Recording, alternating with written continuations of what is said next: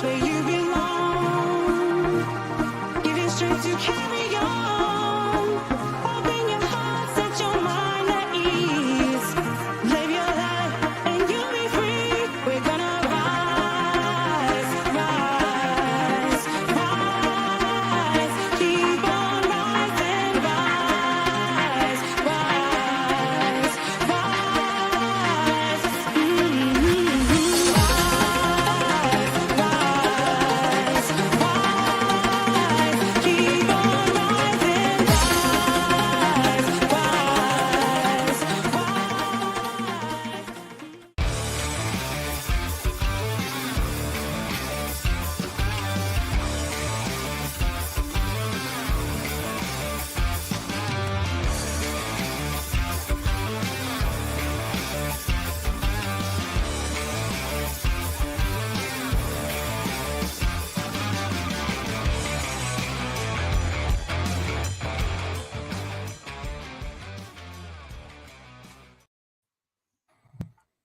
Hello, everybody, and welcome to the Toon review. It's FA Cup draw day, big day. Thank you for joining us for the Birmingham City 2, Newcastle United 3 review. We are through to the next round. We're going to have to do a little bit of a hurried intro because that is in approximately 7 minutes, I believe, Billy. 7:10 is the draw. Something like Yeah. I've got some feature on it in a minute about apprentices and romance and stuff, so we've got a while to go yet. Yeah, we'll wait a minute. But thank you, everybody, for joining us. Make sure, if you are new, you do click the subscribe button down. I think it's just underneath Billy, just down there somewhere. Make sure you also click the like button. That is really important so new people can find the channel. There is a little $sign, unfortunately not a £, so you can donate if you would like to support the channel as well. That's very, very kind.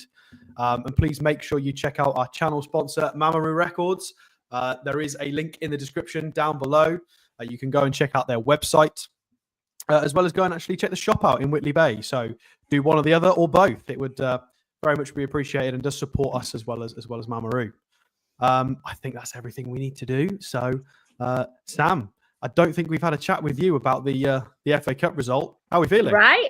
Oh, great. I know I was extremely optimistic on Friday, wasn't I? You were. So I was not giving any respect at all. This is one of those, I've got to eat my words and say a win's a win, right? So happy days. Apparently my mic's got problems again, even though we tested it pre-show. Yeah, it's crackly again. Right, well, we'll carry on for a little bit, and then I think we'll rotate hosts for a little bit so people can do some comments, and I will try and get this mic to work a little bit better. Let's have a look at who's in and what is going on. I mean, first of all, we've got to start off with our Like Coffee's comment of make sure we do check out the sponsor and also like and subscribe. Popping audio, mic's terrible. All right, well, Billy, do you want to walk us through? Have you got who's left in the competition? Well, I know who's not left in it. Well, I'll read off the list of teams still in it so we can have a little chat. You've got Manchester United, Millwall, Brighton and Hove Albion, Preston North End, Exeter City or Nottingham Forest, Ipswich Town, Wolverhampton Wanderers, Fulham, Newcastle United, Plymouth Argyle, AFC Bournemouth, Villa or Tottenham. Of course, we know the winner of that now because Villa won that. And I think possibly, have we had the Exeter City Forest game? Tomorrow night. Already had that as well. Tomorrow night. You've also got Burnley, Manchester City, Doncaster Rovers or Crystal Palace, which I think is on now. Yeah. And then Cardiff City. So those are the remaining teams. Thoughts on what you guys would like to draw? Billy, we'll start with you, and I'm going to swap me and try and fix the mic while we do that. Okay. Yeah, anyone at home for me. I think looking at it, I think we're joint favourites to win this cup this year. Us and Manchester City, if we both play our best, if we all play to our best ability, I think us and Man City are the best two sides left in it. So except for Man City, anybody at home, and even if we get Man City at home, I wouldn't be that concerned because I think we'll beat anyone at home. Sam, I agree, what do you Billy. think? I just think we've just got the heart, the passion, the fans behind us at home. We're like a completely different beast. I am gonna learn my lesson and be a little bit more cautious right now, because I think the Birmingham City game has probably confirmed some fears that I had in terms of our bench quality. Like we had to bring on some big guns to put that to bed. I think these games are always really exciting because it's the heart, it's the passion that these teams can bring it on the day. That's why it's so exciting. It can be anybody's. I think it's fantastic that we're, the joint favourites for it, which is great. But I agree with you, Billy. Like anybody at home in front of our crowd, we can take anybody. Yep, I agree. And the quality of the teams left in, I mean, if you're Man City, Villa, Bournemouth, Brighton or Newcastle, you're thinking it's got to be our year, surely. I mean, Villa maybe as well. It's got to be our year. But It's got to be. There's no Arsenal, no Spurs, no Liverpool, all out in the fourth round. It's amazing, really, isn't it? Yeah. It'll be our year. Yeah. Stato, what do you think? What's your mic like at this precise moment in time? Hopefully the microphone has sorted itself out a little bit. It's had a Very full clear. restart, so better. Fantastic. much better. Finally. Yes. Yeah, just before we start the draw, I don't care who we draw. Personally, it would be nice if we could not draw Premier League opposition and just have a slightly easier run to a final if we can get to another one. Just because of obviously the demands of the fixture list and how thin our squad is now. We've sold 2 key players. I say key players. We've sold 2 players. Anyway, tickets, guys, tickets. We've had a lot of talk in the WhatsApp group about categories and tiers of tickets and about whether you're in pot 1, 2, 3, 4, 5, 6. I think it even goes up to. We've been allocated just shy of 33,000 seats, which is a third of Wembley essentially. And there's a lot of people a little bit unhappy who have been to quite a lot of games and have season tickets and they're in the cup scheme and they're looking like they're going to struggle for a ticket to the final, guys. Yeah. And Billy, if you don't mind if I go first, because I am raging at the amount of corporate tickets that's going to be in Wembley. The size of that stadium and so many being allocated by elitist fat cats. It is awful that we've got fans who travel all over this country, working class people, putting the time, the hard-earned money into every bit of this club, buying kits, that just travel, hotels, expenses, not to mention how expensive tickets are anyway. And to think that some of those people are not going to get tickets just because people want to, be wined and dined with some, cheap food and a horrible glass of champagne, who don't even follow either team. It's just wrong. It's the injustice of it. It just feels awful for fans. My heart goes out to those who don't get the tickets. Yeah, I agree. This is all down to the fact that the FA, the League Cup, is now sponsored by a company, and obviously they're taking a certain wedge of tickets for their employees and guests and what have you. And then you've got the league teams themselves who also take a few tickets, corporate tickets. So the teams are actually in the final, 33,000 apiece for Newcastle and Liverpool, who both get over 50,000 in their stadium week in, week out. Lots of people are going to miss out. The concerning thing for me is that the proper fans, Newcastle United fans, get the amount of tickets, and if they can have 40,000 each and then have 12,000, they're going to moan about that for corporates. But the fact that they give a third to corporate is ridiculous. Yeah, I agree with you both. I think that level of allocation for corporate is beyond what's necessary, probably 10 times. In my opinion, I think even 3,000 or 4,000 is generous for a corporate allocation. You're thinking of partners, sponsors, players' families, big wigs, maybe global people in the sporting world who want to come and see. Fine, you've got to have a percentage of that to a final. That's appreciated. But does that equate? Hold the thoughts. We're going over to the draw. Ooh, draw. All right, go on then, Billy. Kick us off. Well, they're just doing the highlights of the last game. They're talking to Callum Wilson at the minute. It's all the highlights of the Birmingham game are on the screen at the minute. But they are getting ready for the draw. We've just seen Joe Willock celebrating and Harry Maguire scoring from an offside position. But yeah, and then we've just seen the Orient fantastic goal, which led us to believe that maybe they were going to knock Man City out and didn't. But still, highlights being shown, and we'll go to the draw straight away. I've got, are we ball 9? Ball 9, apparently, yeah, which is, I think, a bit of an omen as well, surely to God. It must be. It's a good ball. Has it been in the microwave or in the freezer? Which one?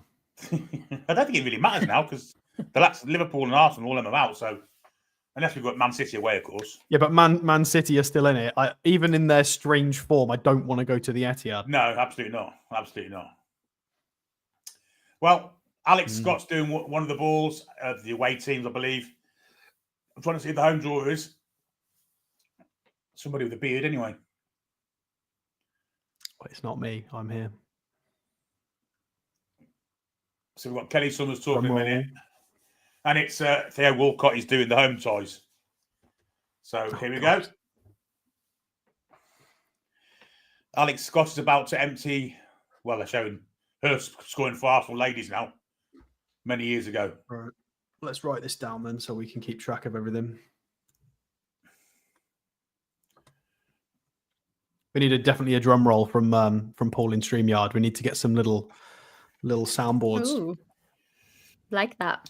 And now I'm going to show Theo Walcott's highlights in the FA Cup, and it's going to be. I mean, I could try doing one myself for you, but I'm not sure it'd be very good. Like a drum roll, and a ta-da. I can definitely do ta-da. I've got great jazz hands, but yeah. Well, being as we are waiting for the build-up, as Billy's watching some lovely highlights, please make sure you are liked and subscribed, because we will be doing future content about the next round. We've got a Lasses show tomorrow, which our lovely Sam will be hosting. We've got some interesting shows coming up this week. We've got a player rating so far this season on Wednesday. We will be doing a tier list. So if anybody wants to join me for that, we'll see who's available. So we'll do an interesting tier list. And then the Thursday is going to be the preview. So we've got lots of shows to bring you. So make sure you subscribe so you can get notified and come back. Yeah, I mean, they are really rolling this out. They haven't got the balls in the bucket yet. Oh, my God. Alex Scott's rocking double denim. Yeah. Oh, that's a brave choice. That's a great goal, that is, from the Orient player. I've got to say, that's his third time they've shown it. Very concerned what you're going to say there, Billy. Yeah, I think Man City. Millwall, no, Dean. Yeah. We just played Birmingham. I don't want to play the next dirtiest team in the football pyramid. Not a chance. Now they're actually at Millwall now in the dressing room talking to some Millwall fan and Cardiff. They're also at Cardiff. They're all around the country here with the championship. There's Wolves fans. Right, well, we'll do some super chats while we're waiting for the draws. So we have Jens. We have 50. Is that Norwegian krona? I think it is. So tell me, how funny is it that we meet Scumspool and Van Dijk should have been sent off against Spurs and being suspended for final corruption?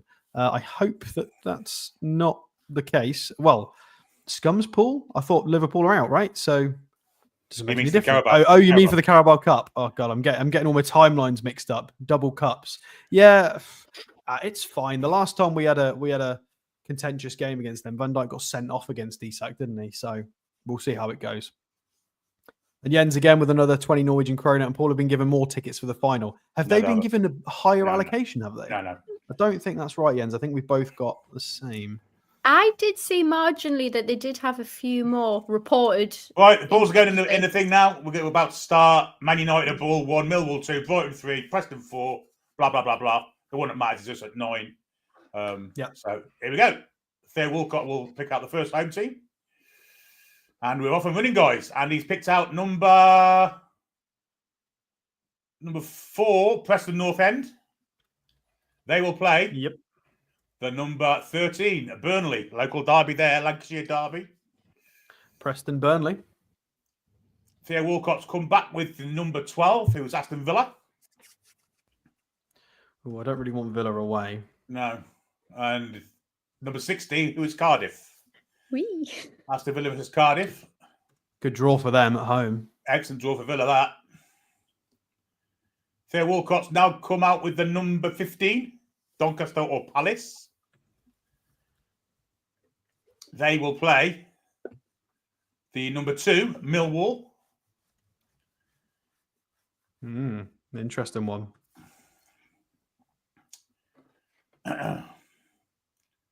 Number 1, Man United at home. What a surprise. They will play the number 8, Fulham. Who was the home draw? Man United, Fulham. Man United, Fulham. I'm going to time people out if they do spoil it. Newcastle at home. Newcastle United at home. We are at home. And we are up against Brighton at home. Oh, Jesus, that's a hard game. Brighton at home. Home. Yeah. It's a home side, though. Well, yeah.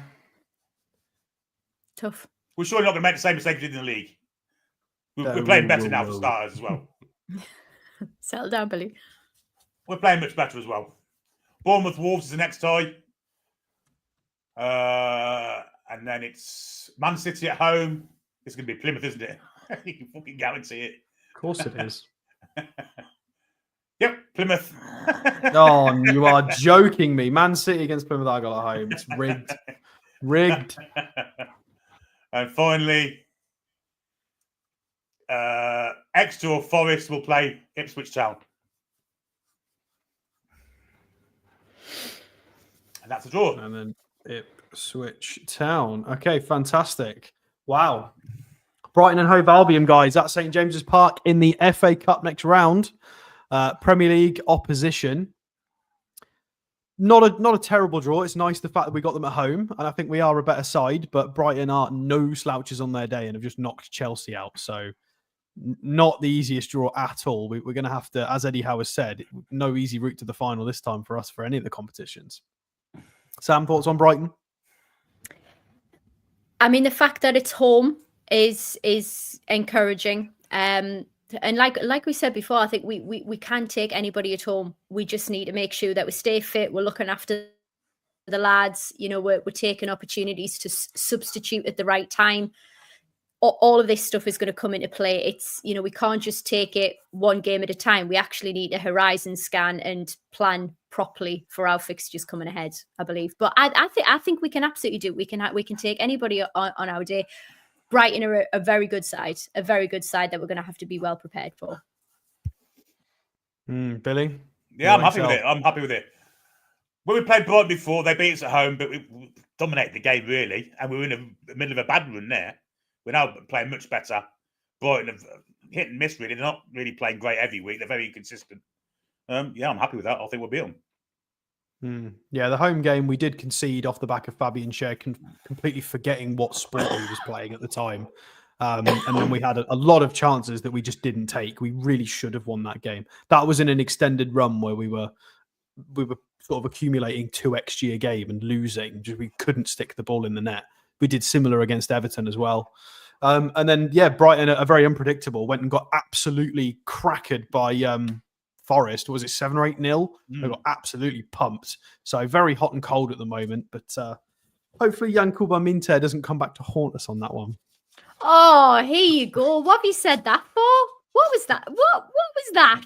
Talisman of doom over A few people have already mentioned it, Sam. It's fine. They'd already put it into the universe. It wasn't just me. In the ether right, now, cracking draw then. So just to remind everybody, we've got Preston, Burnley, we've got Aston Villa, Cardiff. It's going to be Doncaster or Palace against Millwall, Manchester United against Fulham, even though they should not be in the competition still. Newcastle United at home, St James's Park against Brighton and Hove Albion. Bournemouth versus Wolves. We have Man City, Plymouth, Argyle, and Exeter or Nottingham Forest against Ipswich Town.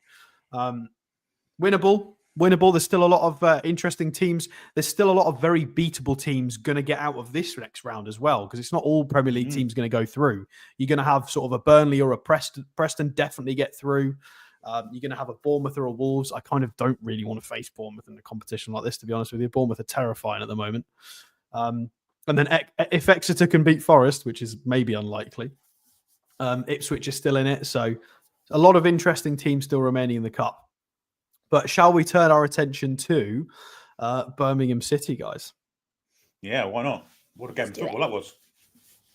Oh, yeah. Right. Well, let me... I've got to bring some of my stuff up now. So we'll start off, guys, with the starting lineup. We made 9 changes. Sam, we'll start with you, because obviously we did the preview together. You were highly confident. I was. How did it feel with the 9 changes, with that first corner going in a matter of minutes? What were the nerves doing? Well, what was it? 45 seconds. Oh my goodness. I think my eyes rolling back into my head was quite audible. It was just ridiculous. Absolutely ridiculous. Do you not find though sometimes when we go a goal behind, it gives us a bit of fire in the bellies to just really start and press? But do you know what was really entertaining as a match? Like it was, hey, even for the neutral throughout, it was, hey, I apologize. Upset the pugs now with the. You really have. I don't know what's going on. Maybe she wasn't happy about the draw. No. Yeah, I just thought it was a great game. I thought it was really interesting seeing the players that we don't normally get to see. Willock improved performance. I was happy with that. Asula, my goodness, shame the lad didn't get a goal, but yeah, happy with that. Happy with how he's getting along. Yeah, indeed. Billy, obviously you were commenting on it. You were slightly ahead of me at the time. We were both a little bit frustrated that Dan Burn lost that initial header to then give away the corner. And I think at the time, I think we were playing a combination of zonal marking and man marking.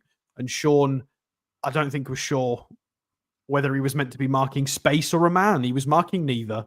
And yeah, it was quite an easy goal for them in the end, wasn't it? Well, you've got to do one or the other. You can't just do half of one and half of the other. You either man mark or your zone mark. And Sean Longstaff was doing neither. To be fair, he was marking space where there was no one near him and just standing like a spare part at a wedding. Terrible defensive situation for us. Back post, header back. Nobody marking the bloke shooting in either. Deflected off Callum Wilson to the net, but really poor goal to concede. And the first 45 seconds were abysmal as far as we were concerned. May I ask a question to you both on this one regarding our Sean? I think this is quite telling of where he is, either confidence-wise, mentally, or is this now a level? Because confidence, some extra minutes, some, TLC could maybe help him. Or is this the level? Because I just thought he doesn't even... I know Birmingham City brought it. They give us a really good game. Credit to them. But I was quite surprised how even there he looked like a rabbit in the headlights. He looked so out of his depth. Do you think it's lack of confidence, just not getting game time? What is it? It's confidence for me because we've seen him play at a much higher level than that. We've seen him play the Champions League season, for instance, when we qualified for Champions League. He was outstanding most of the season. So he's performing levels above what he is now. So for me, it's concentration. And I think he's confidence, and I think he's realising that in the pecking order in the Newcastle United midfield, he's bottom of it now. Whereas before he was a mainstay of the side, wasn't he? I think it's got something to do with that. Thoughts, Alex? I do think he has a higher level, but it's hard to get him there. I think he needs to be loved, confident, consistent. He needs to be in the side. He needs to be fully aware of what he's doing. And then we can get more out of him because we've seen it in spells. And he's not the player that's able to just turn it on consistently at all. He's really got to play himself into a better gear. And at the moment, he's just kind of stuck in third gear, stuttering, trying to join a motorway where third gear isn't working for him. He needs, and he's not going to get that run and that confidence anymore with the personnel available in front of him. We're just going to have to bring him in third gear and hope it's enough. It's not that he's a bad player, but we are a team now that we're trying to challenge for 2 domestic trophies and be competitive in the European places and finishing high in the league. Is he that player? A lot of people don't think so. I think he can be that in moments, but moments aren't enough. And he's displaying, that's not going to have done him any favours. He contributed to the winning goal last night, which was great. But his overall general play, and then that set piece was, considering I think we're the best in the league at defensive set pieces from corners, and then we just produced whatever that was as a defensive set piece, was really poor. Yeah, it's a shame. Is it because I was a bit jarred by it having to take, the big guns to come on to secure the win for us and to up the ante on Birmingham City, despite where they are in the division, although they are top of their league. I was really taken back by that, and I think it's probably made me reflect even more so on the need for a really big summer window. I'm not just talking marquee, it's probably strengthening for the bench as well, because with all due respect to, we've just been talking about Sean Longstaff here, you know, surely at this level of Newcastle United being in the Premier League, looking to contend for titles and silverware, I shouldn't be looking at you to try and turn something on because you're having a bad spell. You're a professional footballer at the highest level, the Premier League, the best league in the world. What is it going to take for us to mentally get you going? If the quality's there, that tells me that it's something that he should be doing, surely. He's definitely aggressive at football. I mean, there was one moment Saturday where the ball was rolled into him. Not hard, it was a soft pass into him, and he let it roll into his boot. And we've seen him do that before this season. I just don't think he's concentrated, he's not confident, and he's slight regression also. The injury to his foot has set him back, I think. No doubt about that. Yeah, good point. I don't think it's that he's not got the level in his locker. I think he's a player that really has to be similarly to Dan Burn. For Dan Burn to be able, because I think Dan Burn is playing above his levels at the moment. Yeah. I think Dan Burn is playing like a player who is helping us challenge for European football and going really deep in the cups. But I think he's having to really, really, really reach for this.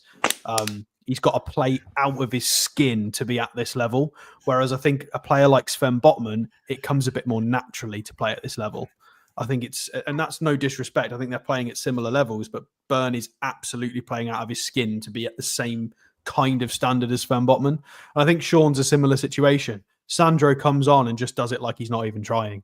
Sean has shown bits of positivity at being able to reach that kind of level, but it's not enough. And he's never going to get the run of games or the confidence to get back to that consistently, I don't think. But Sam, well, everybody's mentioned trying to bring in somebody over the top of him. We've got other positions to worry about. Centre half, a goalkeeper, which I know people are going to scream at me for that, but we are going to need to replace Pope and Dubravka at some point, and the rest are all old and expiring contracts. A right winger, these are going to take priority, and the academy as well. So anyway, yeah, and you know what? 11. Trevor's made a good comment. I just need to because this is off the back of what we've just been saying. All you need to do is look at Villa's bench, and you can see how far behind we actually are in squad depth. I agree with that completely, Trev. So the difference between us and Villa's squad is that we are currently on point for our wage to revenue percentage of 70%. Villa are not. You need to be at about 70%. They are closer to 100%, which is way over. And that is because they've overpaid on free transfers like Tielemans, and they've got players in on loan on high wages. So they have gambled. They have massively rolled the dice on this working for them financially, and it's not a sure thing. Whereas we've taken the much more careful approach in that we know we'll be fine. We know we can put money in the summer. We know we're not going to get stung. Whereas if this goes wrong for Villa, they've potentially got some problems. So that's the difference. Villa have rolled the dice to have that depth. We went, no, we're just not going to roll the dice this time. So they've just taken a different path as far as I'm concerned. I don't know if you guys would agree with that, if that makes sense, or we could have done the same. We just didn't. We've chosen not to. It makes sense. But again, I mean, this is where my body language changes and I sort of sink down in my chair because where is the consequence? Where, it's PSR. We're trying to play by the rules just in case. We are. Others are pushing it, and it just is what it is. Everybody's attacking it in different ways. Yeah, it's driving me insane. The loopholes. I want lawyers to find them for us so we can kick on and have some excitement and some hope back and be able to do this. This is probably the most exciting run that we've probably had in a while because we've got some silverware to actually go after, which feels like it's in our grasp, and we're having to do it with an unfreshened squad for 3 transfer windows because we're playing the game, playing by the rules. We're not going to get a kiss on the cheek from anybody for doing it. We don't even get a mention on Sky Sports or Talk Sport. Anyway, I digress. The big difference with Villa also is that they've been able to bring in some big money for sales also. The likes of Grealish, Duran, Louise, Diaby. They've made quite a few quid out of that. So Yeah, I know the we've wages are high. not been able to do We've that. not been able to do that at all, have we? But that was the difference between us and them, is they invested even in the championship when they were trying to get out of the championship and try and progress. They were trying to invest smartly.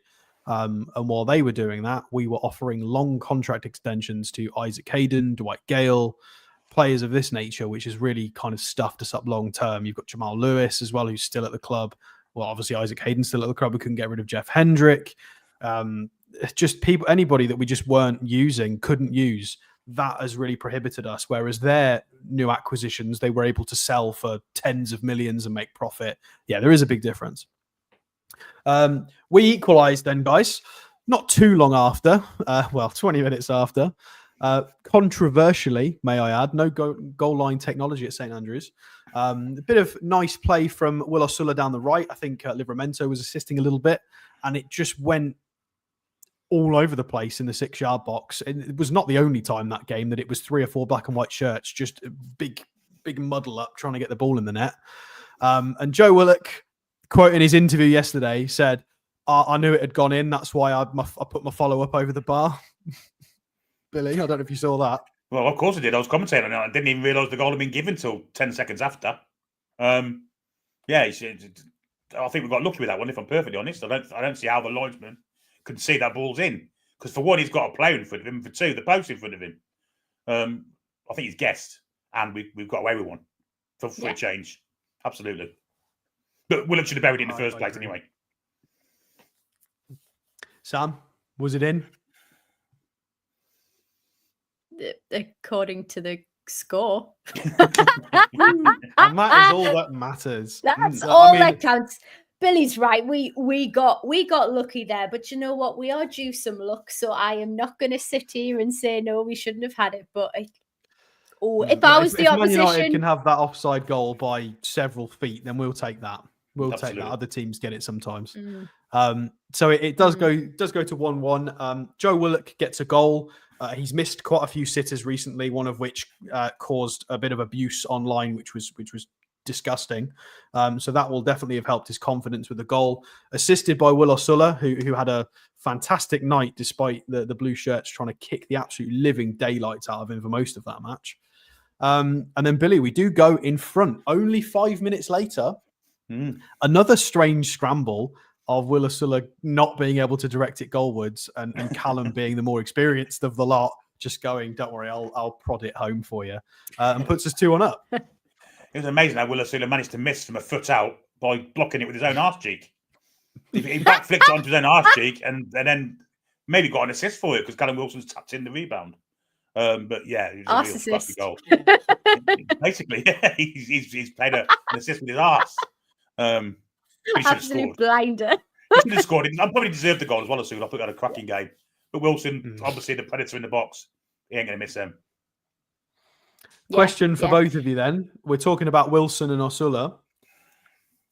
Have we now got a fit backup striker who's just got 50, 60 minutes under his belt and a goal, and then a potential, because Will Osula is probably not going to get minutes at striker with those two in front of him at the moment. So Will Osula potentially a rotation option for Jacob Murphy on the right after that display? Sam, what do you think? I would say so. Yeah, I have a lot of confidence. I think seeing him on the right, pleasantly surprised. I think he was creative, lots of opportunities as well, threading the ball through where it needed to be. I like that he wasn't scared to get stuck in. That's what we need to see more of. So very, very impressed with him. I think it's given some extra confidence for me, certainly, that we've got, do I dare say, a fit second striker and a third now. Goodness me. Cup runneth over. Billy, Will Osula as I know it's really nervous. Don't say cup runneth over again, for Christ's sake. Yeah, no, never say that. Okay. Cup runneth continues. Okay, yeah, we've got Callum Wilson at least till Saturday anyway. That's all we can do, can't we? A game at a time with him. Well, he's fit as we're talking. That's all we're aware of. Yeah. But what do you think about Will Osula as a right wing, though? Do you think that's now a proper legitimate shout and a position that Howe's probably going to use him in? Do you know what? He's better there than Harvey Barnes or Anthony Gordon. I've got to say. He shows more threat. He's got pace. He's got strength. He's got a few tricks. I don't think his finishing ability is the greatest, but I mean, that'll come with time, I think. I mean, he definitely has the right attributes for our battering ram approach, doesn't he? As a pressing right winger. He Go on, does. Sam. I think sometimes he maybe overplays. I really like simple football. I think fundamentals done well, you know, they're just threatening. So I think sometimes he's trying a bit of trickery and fancy footwork. I think that can come later, but really, really promising. And I think it actually really helps us with the depth problem, especially as being able to play on the right now as well. Great viable option. Well, before we talk about Iwata's Thunderbolt, let's do a couple of super chats because we haven't done I Like Coffees yet. I don't want Bournemouth at home again. Yeah, I completely agree with you, mate. Bournemouth, I don't want to go anywhere near Bournemouth at the moment, the way with the sort of they're playing. We'll wait till they drop off a bit because they are playing now like Crystal Palace were last season. They've got that form where they just are running over everyone. Stoic Protector. I think it's a good draw. We can build momentum if we play decent sides all the way through. Lady Sam, is that a retro 95 to 97 home shirt? It's the reprint actually that came out. I think it was only a few weeks ago. This one hit the online stores again, so it was available in the club shop also. So treat myself to some new threads. Obviously, she always does, and I also got myself those Adidas NUFCs as well. The gazelles. Oh, the trainers. Tasty. Yeah. Lovely. I don't think I want to wear them. I think I want to like display them. Just lovely stuff. So yeah, thank you very much again for your super chat. We have Peter Merrifield, £10 super chat. Thank you very much. Hi, Alex, Billy, and Lady Sam. Have you seen the media coverage about Willock's so-called controversial goal? If it had been scored by one of the big six, it wouldn't be labelled as such. To be honest, Peter, I do think we're a little bit lucky with it. I think the other two might agree with me. I think the linesman probably guessed, but it's nice for us to have the benefit of the doubt for a change. Because I don't think enough was made about Man United's win. I think that was so offside. Leicester were very robbed, and that should have been that should have been the absolute controversy of the weekend. To be honest, hardly been mentioned, has it? Let's be honest. The Maguire offside hardly been mentioned. They've just moved on from it, haven't they? Absolutely. So who wants to take the Thunderbolt? It was 40 minutes in. We were actually not doing terribly at that point. They had started to have a little bit of pressure on us. And then out of nowhere from, what was it, about 30 yards, absolute walloper from Iwata. I still haven't figured out if he's Japanese or Korean. We'll have a look in a minute. Sam, Japanese. We've got Billy's thoughts on it. What were your thoughts on that when it first bulged the net? Honestly, nothing but respect. I wasn't even mad. It was so impressive. And apparently this is not uncharacteristic of what this guy can do. So he obviously looks like a great talent and a fantastic attribute for Birmingham City. So it was just really beautiful to see just a goal like that, actually. And I think it sort of, hit us for six a little bit. But yeah, and and again, another point to a really exciting game that I'm so pleased that we won. Yeah, he is Japanese, I have just confirmed. And I thought I recognised him. We played for the Yokohama F. Marinos as well. Interesting. Wow. For those of you who know, the Japanese league in FM24 is quite fun to play, but we won't talk about Football Manager because Football Manager 2025 has been cancelled officially. So everybody's very sad who plays football games. Did we go? We went in half time, 2-2, didn't we? So everybody quite nervy at half time. What were you guys wanting to change in that second half? Was it structure, fight? Was it a good team talk, substitutions? What did everybody think needed to happen in that second half? I thought we just needed to tighten up a little bit. You can fight for it. I just thought we needed to tighten up. I mean, defensively, I thought we were pretty poor first half. Certainly, Dan Burn wasn't at his best. We've since learned that he had a groin strain. Sean obviously wasn't contributing defensively. Bit too much for Miley. Bruno, he was kind of on the periphery of things, wasn't he? And I think we needed to make changes, simple as that, and we did, and we looked better for it, I thought. Yeah, we So, did look a Sam, lot the better for the changes were, changes. yeah, I mean, it was Tonali for Bruno. Were you expecting that, or were you expecting maybe Sean to come off or someone? Yeah, I really was. I did have a little bit of a rant at the TV when that happened, but you know what? The logic of it made sense. He wasn't having his best game, and given how he performs for us, 9 times out of 10, I think it was the right thing to do to probably protect him. So it did make sense, but it was a big gamble. I thought it was a really big gamble. So credit to Eddie for having the guts to do it.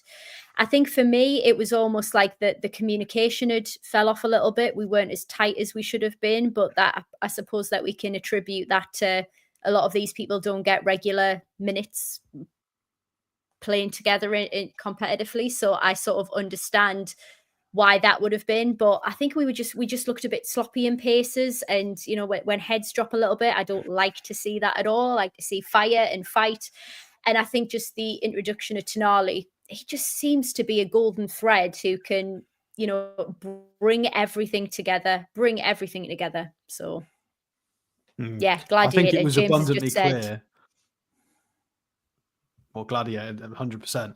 I think this has made it abundantly clear that the first team, the amount of training that they have together on those attacking plays and attacking patterns, and the partnerships that are created all over the pitch, it's clear how much that maybe we don't appreciate that, because as soon as you make a lot of changes, all of a sudden you see that there is maybe not as much.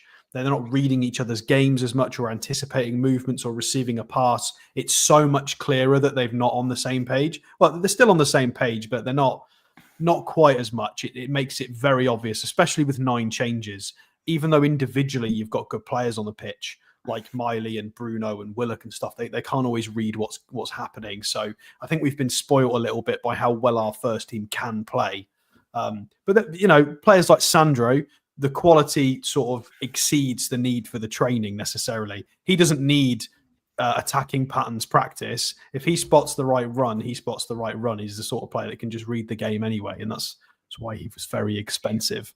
I think this game, though, it reminded me very much of probably the beginning of the season, where we seemed very reliant on individual star quality rather than playing to basics as a cohesive team. I think that's what happened in this game for me, just as a fan with absolutely zero sporting experience.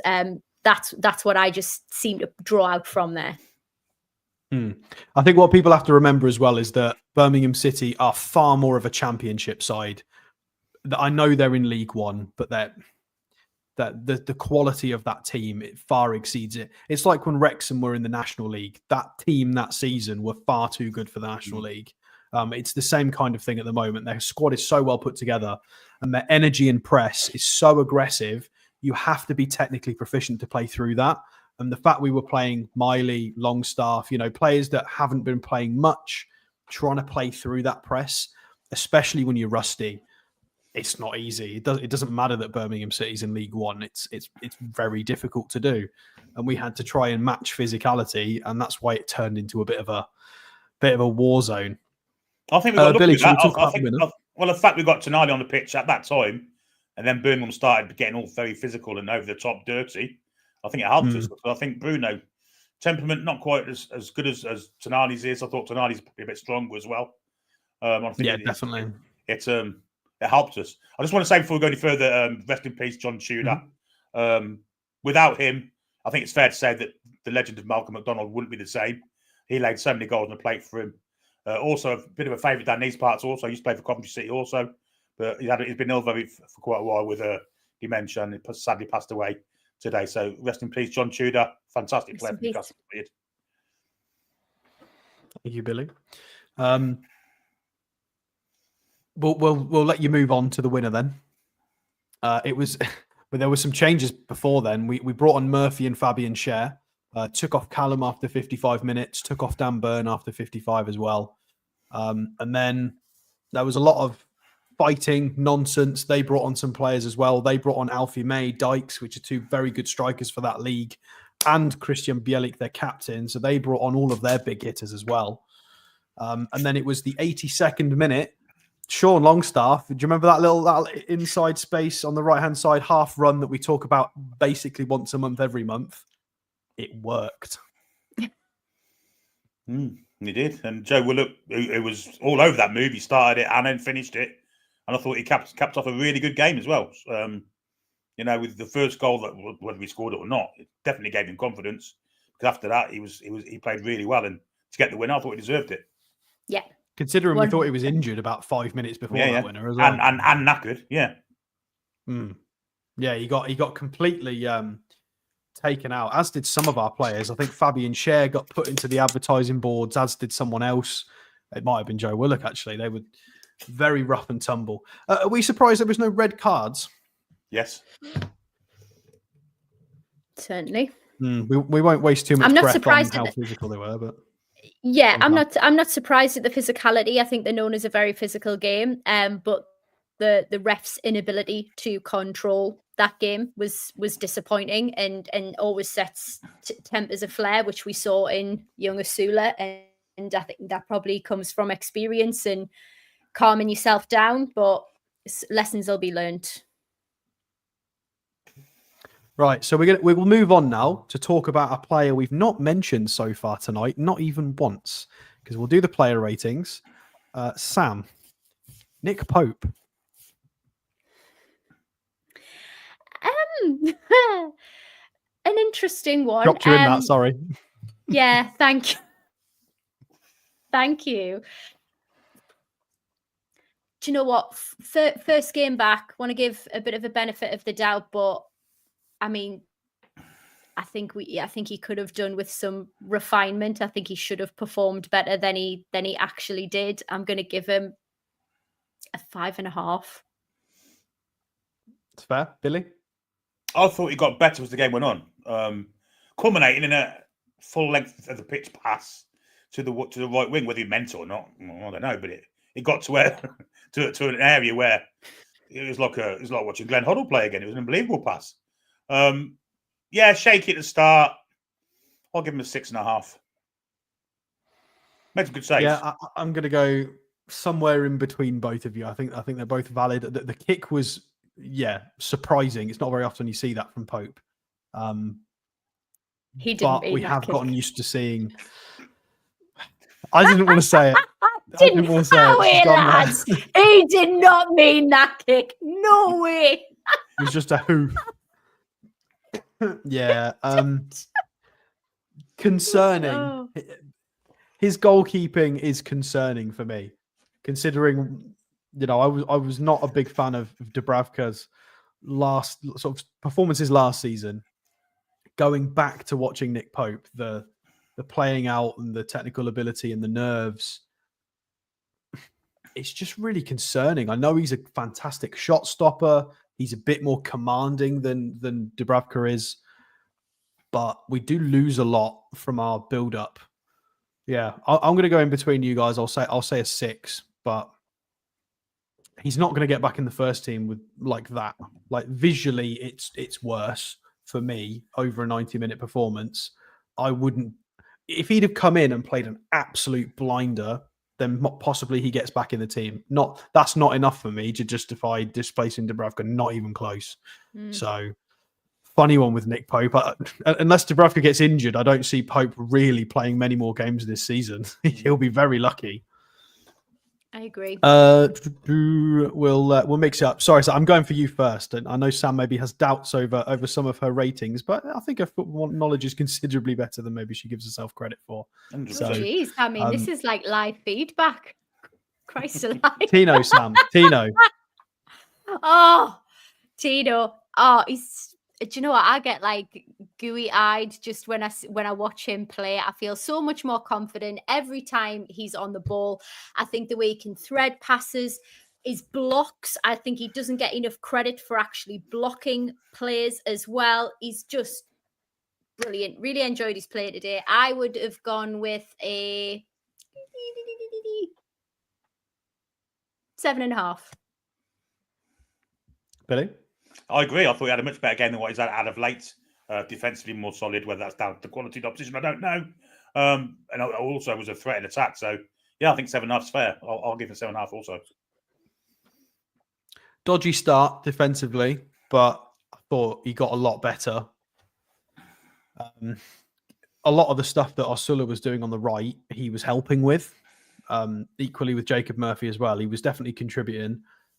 Still playing like a very young fullback in my eyes. But, there are loads of positives. He got 3 key passes in that game. He definitely helped a lot. Better in the second half. I'll go with a 7.5 as well. I think that's a fair score. I don't know who's available to do this because I do not have a pen with me. Could somebody note down our scores? Tom, maybe grab a notepad quick. Right, we'll go to the left back. And my computer's just decided to restart that graphic for me. That's fantastic. Matt Target, left back. Billy, we'll start with you. We'll flip. Yeah, why not? Target was known as the Mr. 7.5, Mr. 8 man when he first came to the club. He's had a really rough spell with injuries and inconsistency. But I thought he was back to his best Saturday, and I'll give him an 8. Yeah, no, that's fair. Sam? I'm going to go 7 actually for Target. Do you know what? It's probably a bit of my very conscious bias kicking in. I think he's got a lot to prove to the team. I thought he was solid though, and gives us a good option off the bench. So I was happy with his performance for the game we played. Yeah, I think he grew into the game. And he's starting to play like the kind of player he was when we took him on loan. In the 2 times he's played for us properly this season as starts, he's very, very James Milnery, if that's a fair comment. Just slots in and you know exactly the level you're going to get. He's going to concentrate, be fairly consistent. He struggles maybe to play up, but he's very, very solid. And now we've sold Lloyd Kelly. I think it's important that Matt Target is available and playing to a reasonably consistent level. So I think it's quite positive for us. Great. I'm going to go for an 8 because I thought it was just I really liked it. It was a really solid performance. There was nothing super flashy, but very, very solid. Centre halves, we'll go with Mr. Kraft, Billy. What a professional this fellow is. Literally comes in, never complains about not playing, comes in, does the job. You can add on Saturday some fantastic passing ability as well. Crossfield passes that we usually see from Fabian Schär or Sven Botman. I'm going to give Emil Kraft a 9. I thought it was brilliant. Big marks. Sam? I'm going to go 8. Again, and Billy's absolutely right. Someone who's got that reliability, who never seems to complain. You don't hear about him knocking on Eddie's door or screaming for minutes or anything. Just an utter professional and servant. I think for me, I have a lot of confidence when he's on because I think he's there in the moments that matter. I think he's got good vision for the ball and where it's going to be, and he puts his body on the line as well. So happy with my score of 8. I'm going to shock, I think, everybody. I'm going to give him a 10. Wow. I thought for somebody who's third choice as probably a right back and the centre half, to come in and to win 5 out of 7 duels, have a 90% passing accuracy. He hit 13 accurate long balls, which were all 40 to 60 yard absolute zingers, by the way. And he passed the eye test for me. And I think played like a senior pro, not at fault for any of the 2 goals we conceded. I thought he was fantastic. Absolutely fantastic. I appreciate it is only Birmingham City, but for people who have been long-standing viewers of this channel, there was a time period where I did a show specifying that Emil Kraft had only hit 1 long ball in a 12-month period for us. He hit 13 against Birmingham City. That is the difference in how much he's improved. I'm going for a 10 just because I think I think as a third choice defender in both positions, I think he's the best third choice defender in the Premier League. Go and find me somebody's third choice right back and centre half who's better than Emil Kraft in any squad. I challenge anybody to find somebody who's as good as a third choice. Can I challenge you? Go on, him. just a little comment, just in regards to the sort of like the accuracy of how many long balls he gets. And I know it's because he doesn't get a great deal of opportunity, but I think we do need to just think about this a little bit because he was playing Birmingham City?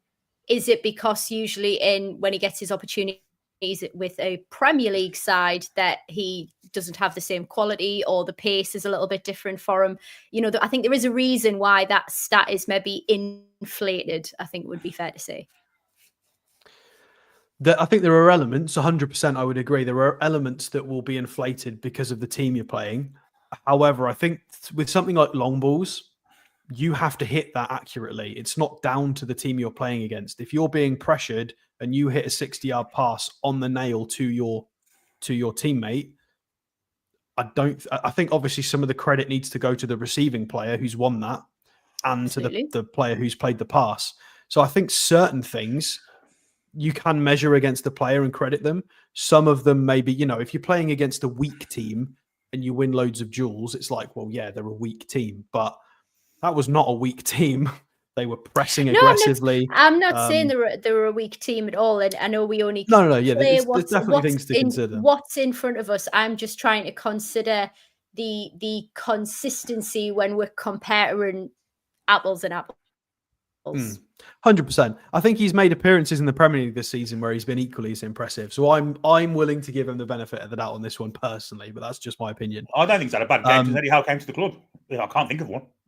No, I can't.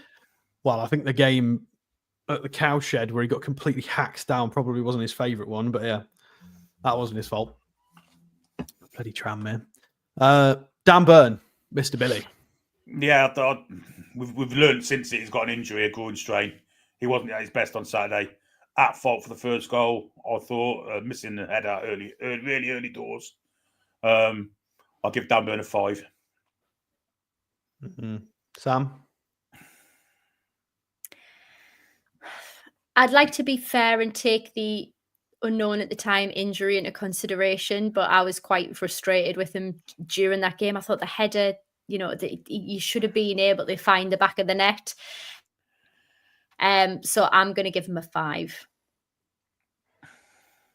I might give him a bonus point for the Cochrane little whatever was going on there when he was getting malhandled by the 5'4" left back. That was quite amusing. But yes, I agree with you both. I think I'm going to go for about a 5 as well. 2 out of 7 duels. He only won once in the air, which is a little bit concerning for Big Dan Burn.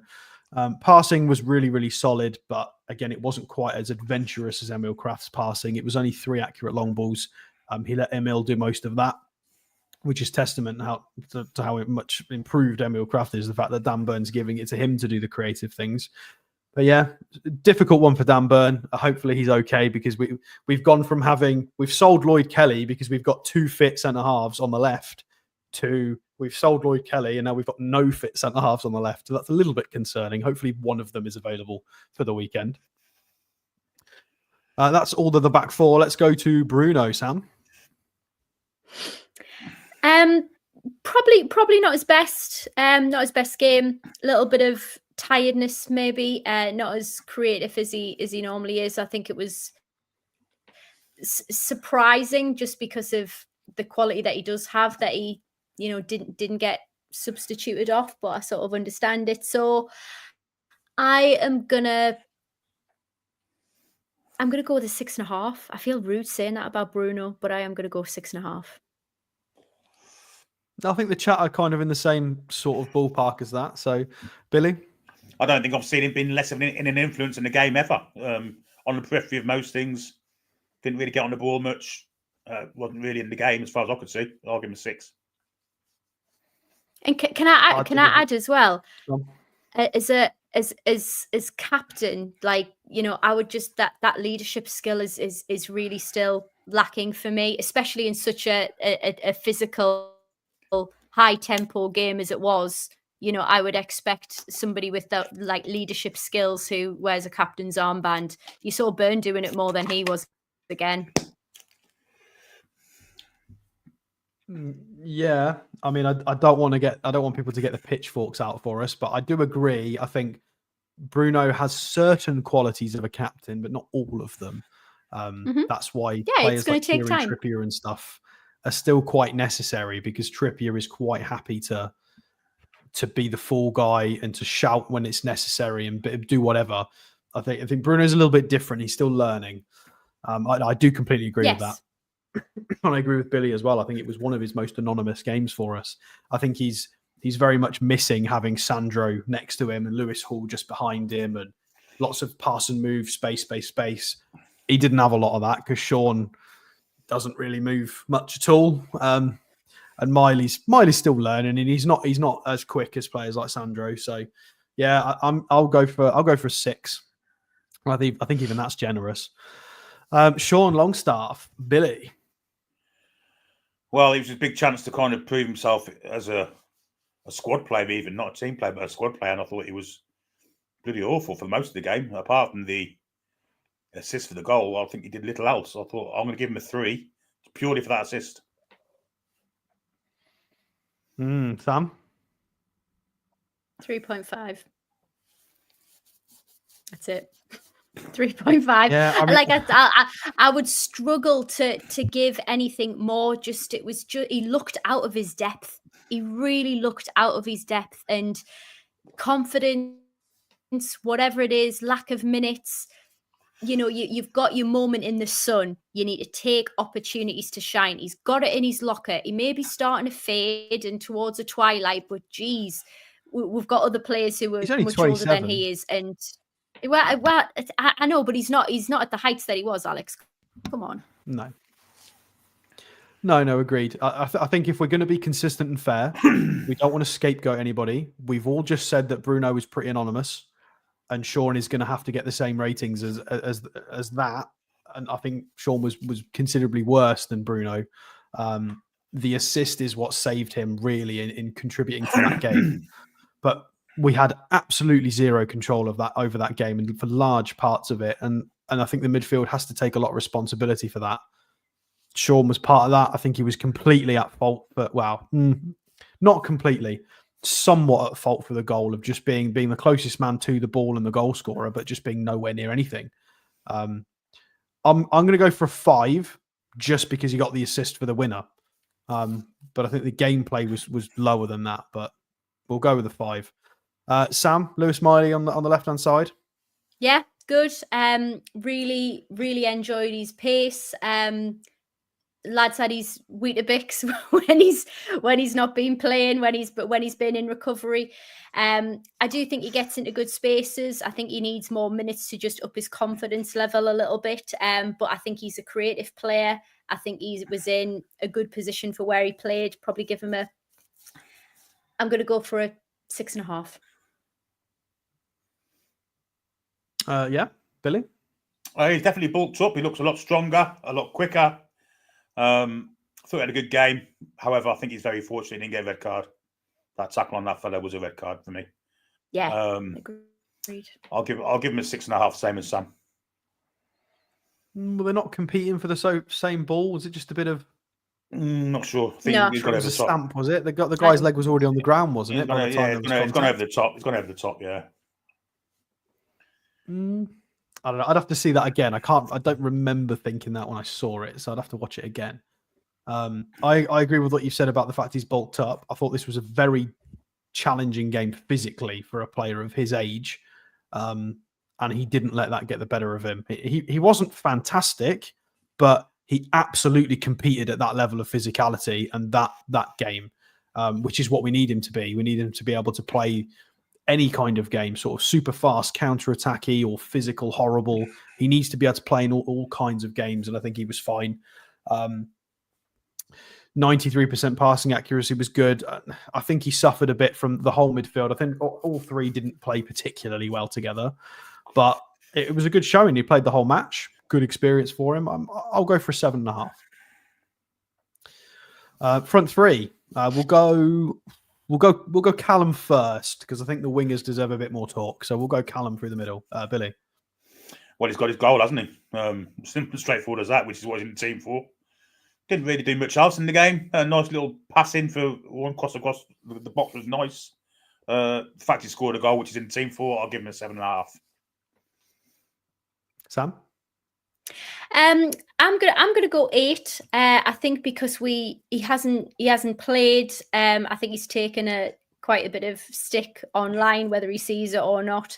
But, you know, I think it's taken some resilience. I know that when he has been out, that he's been working on his diet, his fitness, he's trying new and different things. So outwardly looking like he does want to be here and does want to play in the black and white shirt. So got the goal, and it was a really nice goal as well. So happy with that. Yeah, I like the high mark. I'm going to go for an 8 as well. I agree. Really, really nice to see him back fit. Eddie Howe said in the recent press conference, Callum thought he was ready to start. Eddie clearly agreed, as did hopefully Bunce. And he started, played 55 minutes, got a goal, and was involved a fair amount. He was being a good old poacher. He looks like he can still be valuable for us this season. His poaching and finishing ability still looks sharp as ever. He's threatening. He might not have the ability to go and compete with Isak in terms of his running anymore, but he's definitely going to be important for us if we can keep him fit. So I think an 8's good. Lovely to see him back. I think, yeah, he has had a bit of abuse, but we always like to try and say on this channel, you know, we do love Callum, but we want what's best for the club, and a player who is constantly unavailable isn't good for the club. So it's not that we're frustrated with Wilson specifically. It's more the situation. I'm sure Callum probably feels the same way. He doesn't want to be injured either. So, Will or Sulla first? Sam, what were your thoughts on the young Dane's performance? Encouraging. Impressive down the right, versatile, and like we said at the beginning, it's given us some additional options. It's given us depth of squad, which is what we need for the run of games that we've got. So really pleased. I think there was times when there was a bit too much fancy footwork. I would have liked him to have just, you know, played some simple football, and it might give us some other opportunities. But I think he had a really great game. Wish he could have scored, but you know, I think he did a fantastic job. So I'm going to go for a 9. Big marks again, Billy. I agree. I thought it was outstanding. You know, such a precocious talent, but he's confident. He gets the ball at his feet and he goes. He's quick. He's got power. He's got a few tricks as well.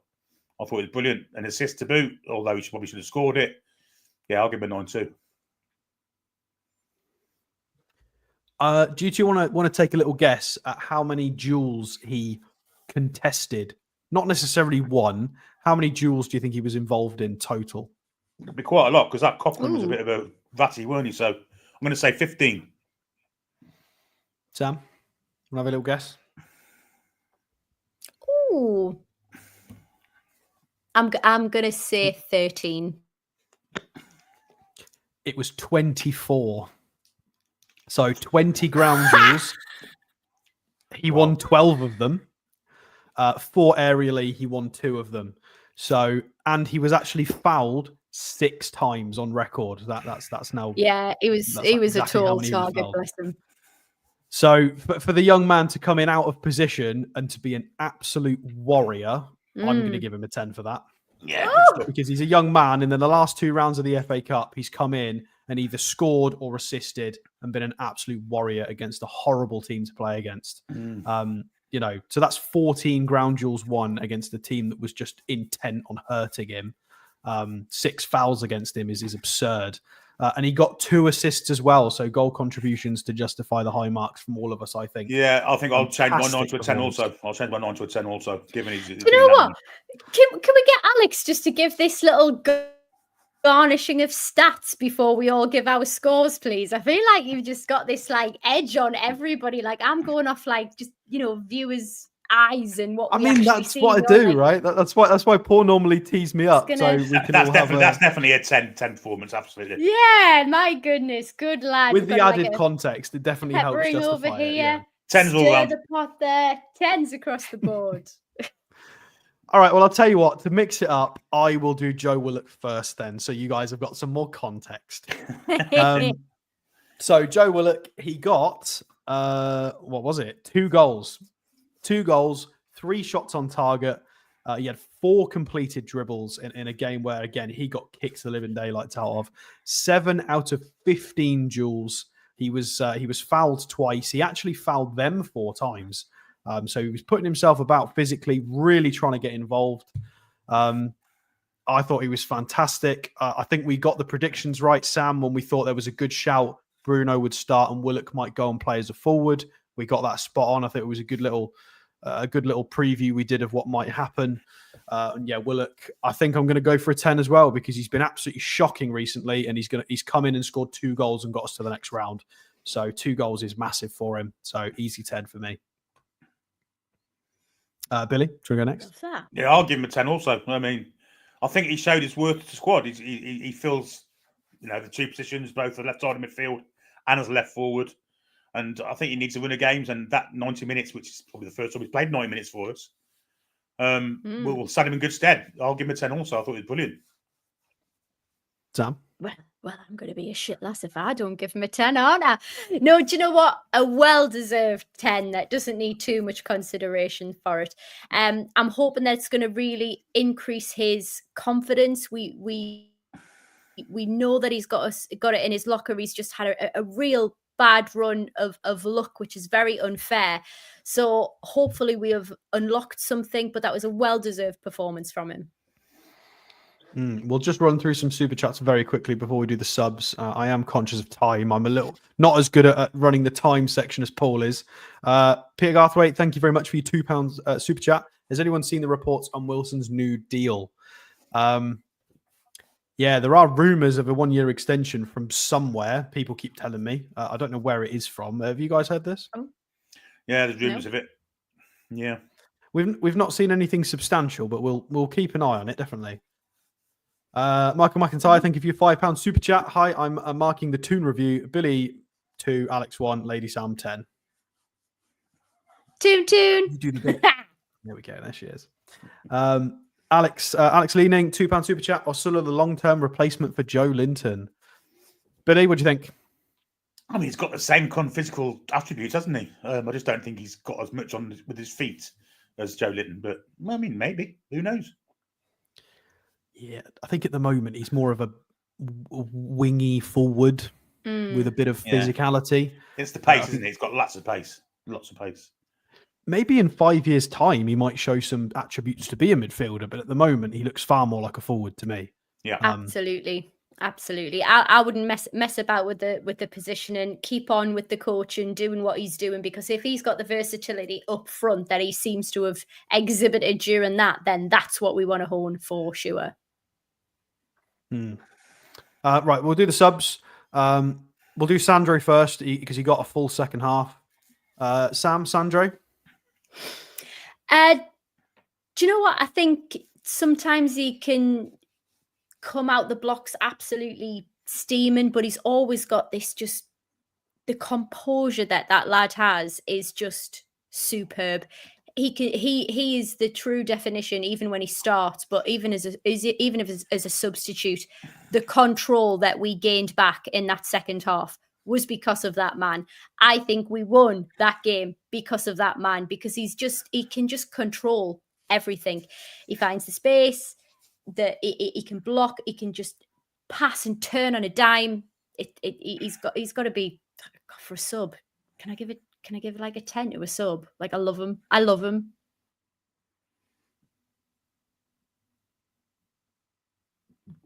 I'm muted. Alex, That'll help. That means you've got a 10, definitely. Sorry, it's locked in now. You've said it. Billy? Okay. Well, when he came on, he brought a modicum of calm when all the flak was flying and the cannons were firing. I'm not sure we would have maintained that with Bruno on the pitch. However, I mean, Ten Hag came on, just calmed everything down, ran the game from midfield. I'll give him a 9. I only played half the game, but for the second half, he was brilliant. Brilliant influence on the game. I'm going to go 8.5, but I have the same feelings as you two. I think when he was ready to come on at half time in the soaking wet, he looked like he'd just arrived through a monsoon, ready to rescue some villagers in distress. He looks like a superhero. It's ridiculous. He looks like he's halfway through a hairspray advert every time he's about to run on the pitch, and he looks like he's going to grab the game by the scruff of the neck. And I can't believe how majestic he plays football. It's just ridiculous. Yeah, 8.5. The Birmingham City fans were massive in their praise of him as well. All their fan accounts, they said how fantastic he is, the best player they've seen at St Andrews. He's ridiculous. I think the whole gambling thing and the ban, it really tainted his games and the initial views we had on Sandro. And there was a lot of us who were saying, look, he is a lot better than this. We don't know quite know what's going on, but you'll see him eventually when he settles. And the last few months have just been, yeah, this is what Sandro Tonali is about. This is why the hype was there and why he was the jewel in the crown of Italy and the future for the Italian national team. That's why he was rated that highly. I think we're all seeing it now. I mean, he should have been in the team weeks before he was. Let's be honest. Eddie Howe picking 100%. non-staff ahead of Sandro Tonali was nothing short of criminal for me. Well, he's definitely got his engine back now. Sandro's just an absolute warrior. We'll do... I don't think we can rate Isak because he came on for about 12 seconds. Fabian Schär and Murphy both got sort of 35 minutes. We'll do them both together, Sam. Fabs and Jacob Murphy. Do you know what? There's times when actually I'd rather see Kraft now than Fabian Schär. And given how fantastic he's been for the club, I just don't think he has been right since the internationals. There's just been something off about him. I'd probably say I'll give him a 6 maybe for Fabian Schär. Murph said I think he came on with confidence. Did he have a massive impact after what we saw in the first half? I probably wouldn't say massively, but did he get much of an opportunity? So I'll give him a 7.5. Billy?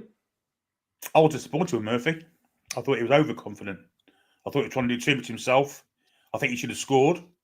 I think he was selfish at times. But if he's confident, I guess that's a good thing for future games. But Saturday, I'll give him a 6. I thought Schär was okay. I thought he settled things down. I thought he was stronger than Byrne was. And I'll give him a 7. Fabian Schär rated pretty highly on SofaScore. Fairly solid. I'll go for a 7 for Fabian Schär, but I do agree with what Sam said. I think since the tournament for Switzerland in the summer, since he retired from international football, he's been a shadow of his former self. He's gone from silky footballer to shaky footballer for me. I don't know which version of him we're going to get sometimes. Jacob Murphy, I completely agree with Billy. I liked the first 10 or 15 minutes of Jacob. I thought he came on as a senior pro, took the game by the scruff of the neck and tried to make things happen on the right. But then he carried on and overplayed it for me. I think he was being a little bit selfish, trying to do too much on his own. I mean, has he had the opportunity to try that? I mean, I guess. I'll go for a 7 as well. But I think there's a difference between, and Billy hit the nail on the head with his opinion there. I think there's a difference between confidence, which is what we've been waiting to see, which is, given us the viewing performances that we've had.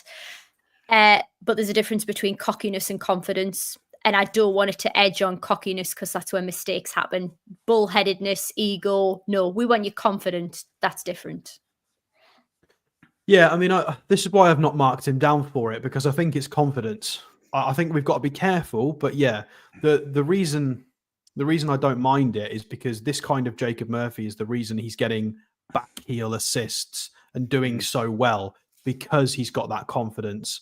And fine, okay, maybe he overplayed a little bit, but I'd rather he's trying these things than just turning backwards all the time and being less useful. So it's benefit of the doubt. He's done far better than yeah, I don't want to crucify him for that. We'll still go for 7s for both. Eddie Howe needs a rating, guys. Billy, what do we think of Eddie Howe in terms of the selection, the performance, the game management? How was that? Yeah, well, we're through to the next round, and at the end of the day, that's all that matters. And he's managed to change 9 players, give players a game that rarely play, and rested others. Made changes at halftime to kind of help us. So I'll give him a 9. I thought, yeah, he's managed the game pretty well for me. Yeah, Sam?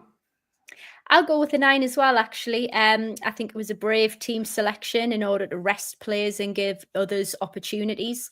I am pleased that we saw early changes as well. I've absolutely criticised the man for sort of waiting for Eddie o'clock and sort of playing statistics and stuff like that. So, yeah, I was quite happy with that. Yeah, I'm going to go high as well. I'm going to go for a 9 because we're into the next round of the FA Cup. He made 9 changes to the starting 11 against a very informed Birmingham City team. And we still managed to get the win. He held his nerve. He only made the 1 sub at half time. He trusted the players. He's given them the opportunity. He's got minutes into legs of players that needed it. I think he looks like he's doing really well with the development of Willock Sulla as well, which is a key thing for me. He's integrated, much to our dismay. We've been so frustrated about Callum Wilson, but I think he's maybe doing the right thing at trying to integrate him slow enough so he's usable at some point this season, which I guess is the best thing for him. I know we don't like it, but it's probably best for the club, right, if we can get some minutes out of him. So yeah, 9s, and we're through to the next round. Away fans? 10 out of 10, as always. As always. Easy 10 out of 10. Scored. Although, to be Easy. fair, I don't think Birmingham City were too bad. I was quite impressed by the atmosphere of that ground. I thought great. it was actually a better atmosphere than some of the Premier League lot. Wasn't too bad. They're very aggressive. They're very, very old-fashioned in their ways. They're still looking for fights and stuff. But Yeah, I heard there was some argy-bargy after the match, obviously, but Oh dear. not that I'm condoning it, but how are the lads? No, not at all. Well, Sam, that's an easy segue, but do you want to promote tomorrow? Yes, thank you. We've got the Lasses show, the War Lasses, on tomorrow, 8 p.m. We're going to be giving you a roundup of the match that took place on Sunday, so tune in for that one. We've got, as ever, lessons. We've got the Lionesses news update because we've obviously got lots coming on for the Women's England side. Your Newcastle women's updates on how our new signings are getting on, because yes, the Lasses did make signings. Paul Mitchell was doing something over the window. And we do our review. We look at the games ahead. And of course, we are going to be talking about the big derby game. If you don't mind me saying, we have already, I think, broke a record for the ticket sales for the championship. I think we're up to over 16,000 now. So if you haven't already, it's going to be a great day out for the full family. Please get yourselves down. I think it's March the 23rd, 2 p.m. kickoff. It's £8 a ticket. St. James's Park, Newcastle Sunderland derby. Please get there if you can. But tomorrow night, 8 p.m. Indeed. Thank you very much, Sam. So a couple of points to go through before we disappear. I know it might be inappropriate, and this is really going to annoy Paul, so I've got to do it while he's not here. Happy birthday, Miguel Almiron. I hope he's doing well at Atlanta, settling in. Also, we've got the U21s playing at the moment against West Brom. I think it's on the app. You might be able to see it on the app once we finish. Go check that out. They are 2-0 down, unfortunately, against West Bromwich Albion. We've got a few interesting players. Garan Qual is now in as a 7. I don't think he's playing up top. I'm not sure. We've got Heffernan, the captain, as well. So go check that out. And thank you very much, everybody, for watching and joining us this evening for the review. Make sure you've subscribed if you are new and haven't done. Make sure you've hit the like button. That's really important and helps us massively. Make sure you do go and check out Mamaru Records in the description, which is our channel sponsor. Help us an awful lot. There is a website where you can go and check out some merchandise and interesting things, as well as the actual shop in Whitley Bay. So if you are Northeast based, make sure you go and check that out. Thank you very much to all of our super chatters. I don't think we've had any super stickers today, so thanks for the super chatters. Thank you, mods. Thank you, everybody, for joining us. Thank you to Sam and Billy, which I think I forgot to thank you both last time. So thank you, co-hosts, very much appreciated. Last thing to finish on. We've got Brighton and Hove Albion in the next round, guys. So fingers crossed we can do better with the Seagulls than the Mackhams. But until next time, Billy, see us out. Away the lads and lasses. Come back and check out to breathe.